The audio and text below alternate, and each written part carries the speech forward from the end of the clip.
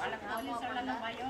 ఎవరికి మాట్లాడుతున్నారు ఆడపిల్లకి వచ్చి 4 గంటలు న్యాయం చేయాలి. కూర్చొని వాళ్ళ తల్లి కూడా చేస్తారు. ఇష్టం లేనప్పుడు ఏదో ఒకటి అడగడానికి తర్వాత ఆయన గొడవలు అన్నట్టు సమాధానం కోసం చూసుకుంటారు, స్త్రీలు చూసుకుంటారు, సమాధానం చెప్తారు. మరి ఈ అమ్మాయి జీవితం ఏంటి? తాళి కట్టి నదలకుండా లైఫ్ ఎంజాయ్ చేస్తారు.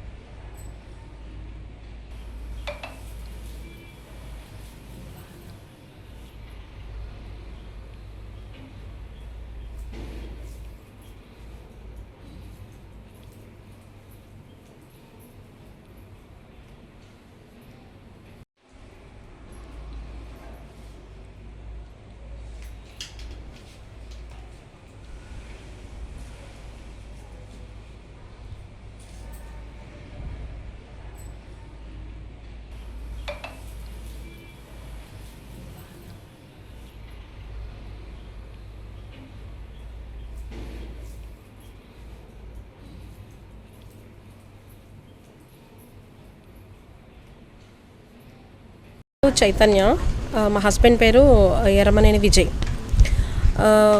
మా మామగారి పేరు అంటే విజయ్ వాళ్ళ ఫాదర్ పేరు ఎర్రమనేని పూర్ణచంద్రరావు. మందరం వాస్తవ్యులు. ప్రస్తుతం వాళ్ళు ఉంటున్నది కుంచన్పల్లిలో.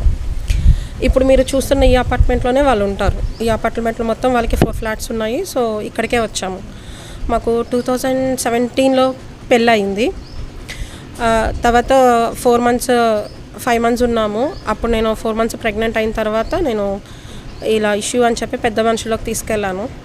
ఏంటమ్మా ఇష్యూ అని అడిగారు పెద్దలు. కుదిర్చిన వాళ్ళు ఉన్నారు మందిరంలో. శివరాం ప్రసాద్ అని ఆయన. ఈ పెళ్లి కుదిర్చింది వాళ్ళే. మా మామయ్య గారికి అంటే ఎర్రమనేని పూర్ణచంద్రరావు గారికి స్వయాన చుట్టాలు, రిలేటివ్స్ అవుతారు. సో వాళ్ళే పెళ్లి కుదిర్చారు కాబట్టి వాళ్ళని తీసుకొచ్చా చెప్పాను.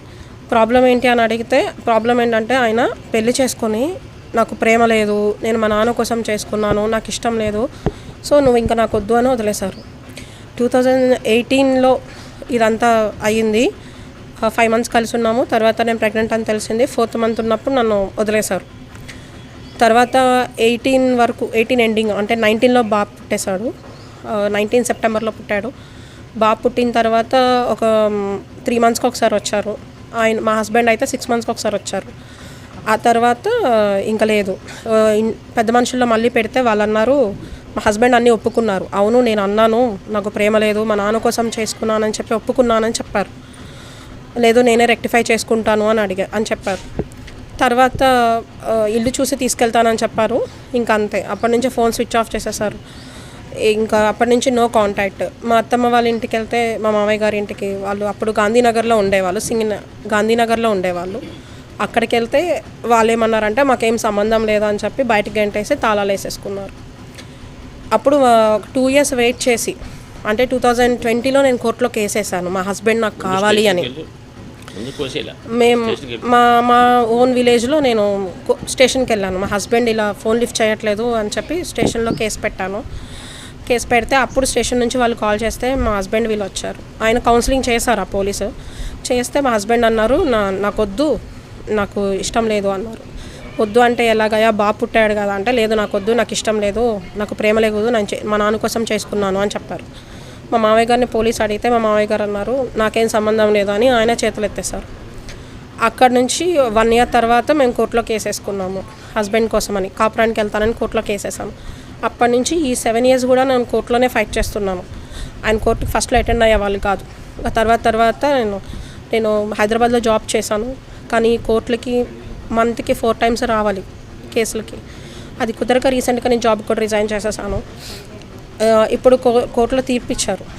ఇదేమో HOP 7 and it clearly says కాపురంకి తీసుకెళ్ళమని రీసెంట్గా like Jan 30th court order issue చేసింది. వితిన్ 3 months లోపు నన్ను కాపురానికి తీసుకెళ్ళమని కోర్టు ఇచ్చింది. ఇది ఇచ్చిన తర్వాత కూడా నేను ఆయనకి వన్ మంత్ టైం ఇచ్చాను. అంటే ఈలోపు వాళ్ళు ఏమన్నా హైకోర్టుకి వెళ్తానన్నా ఏమన్నా డిస్కషన్ వచ్చి మాట్లాడుకుంటారేమోనని. ఈ మిడిల్లో నేను మహిళా కమిషన్కి కూడా వెళ్ళాను. అంటే ఏమన్నా సెటిల్ చేసుకుంటారేమో, లైఫ్ వేస్ట్. ఇప్పుడు వద్దనడం ప్రాబ్లం కాదండి, వదిలేయచ్చు. వద్దు అన్నప్పుడు వదిలేయచ్చు కదా. ఇన్ని ఇయర్స్ నా లైఫ్ వేస్ట్ చేయాల్సిన అవసరమే లేదు కదా. ఆయన HMOP 9 వేసుకున్నారు, నేను 7 వేసాను కాపురానికి తీసుకెళ్ళమని. ఆయన 9 వేశారు. ఇదేంటంటే డివర్స్ కావాలని వేశారు అండ్ కోర్టు దానికి ఇవ్వలేదు, డిస్మిస్ చేసింది. విత్ కాస్ట్స్ కూడా డిస్మిస్ చేసింది. యాక్చువల్గా డివర్స్లో ఎప్పుడు కాస్ట్స్ అన్నవి ఉండవు, because it's a mutual matter కాబట్టి. బట్ స్టిల్ నాకు అది వచ్చింది, విత్ కాస్ట్ అని కూడా వచ్చింది. ఇది ఇంతవరకు వాళ్ళు ఇవ్వలేదు, అయినా కూడా ఇది నేను అడగట్లేదు, అది వేరే విషయం. సో ఇప్పుడు ఏంటంటే వాళ్ళకి వద్దండి, ఇప్పుడు వాళ్ళు హైకోర్టు కన్నా వెళ్ళాలి, కానీ వాళ్ళు హైకోర్టుకే వెళ్ళలేదు. సరే మేము ఉమెన్స్ కమిషన్లో పెట్టినప్పుడు సెటిల్మెంట్ కన్నా రావాలి, సెటిల్మెంట్కి రాలేదు. ఇంటికి ఎవరినైనా పెద్ద మనుషులను పంపిస్తే పెద్ద మనుషులతో కూడా మాట్లాడరు. ఆడపిల్ల ఎవరికి చెప్పుకుంటా చెప్పుకోండి, నాకు పొలిటికల్ పవర్ ఉంది, ఇది ఒక్కటే చెప్తారండి, నాకు పొలిటికల్ పవర్ ఉంది, నన్ను ఎవడేం చేస్తాడు అంటారు. ఏ పొలిటికల్ అయినా చెప్పండి, నేను ఆయన దగ్గరికి వెళ్ళి అడుగుతాను. ఎవరండి 9 years పెళ్లి చేసుకొని ఆ అమ్మాయికి ఏం చేయొద్దు, న్యాయం చేయకుండా వదిలేయండి అని చెప్పేది ఏ పొలిటికల్ ఆఫీసర్ అండి చెప్తారు? అసలు ఎవరో చెప్పండి. ఈయనకి సపోర్ట్ ఉండేది, ఈయన టీడీపీలో తిరుగుతారని చెప్పారు. ఆయన డీపీ కూడా అదే ఉంటుంది. ఇప్పుడు నేను ఒక 10 days బ్యాక్ 1 month ఆయనకి టైం ఇచ్చి 1 month తర్వాత వచ్చానండి. బాబుని తీసుకొని వచ్చాను. నా బాబు ఇంత ఉంటాడు, ఈజ్ 8 years old. ఇవాళ హెల్త్ బాగాలేదు అండ్ ఎగ్జామ్ ఉంది, సో నేను తీసుకురాలేదు, కుదరలేదు. అండ్ వాడిని తీసుకొచ్చి ఇప్పుడు కోర్టు ఆర్డర్ ఇచ్చింది, నేను కాపురానికి నన్ను తీసుకెళ్ళండి అని చెప్పి నేను వచ్చాను. నేను ఫైట్ చేస్తున్నా, తోసేశారు, పోలీసులకి కంప్లైంట్ చేశారు. స్టేషన్కి వెళ్ళాము. స్టేషన్లో ఆల్రెడీ నేను ఇన్ఫామ్ చేశాను, తాడేపల్లి పోలీస్కి నేను ఆల్రెడీ ఇన్ఫామ్ చేశాను. వాళ్ళు మా హస్బెండ్కి కాల్ చేసి వచ్చి మాట్లాడుకుందాం రండి అని చెప్పారు. ఆయన అసలు రెస్పాండే అవ్వలేదు.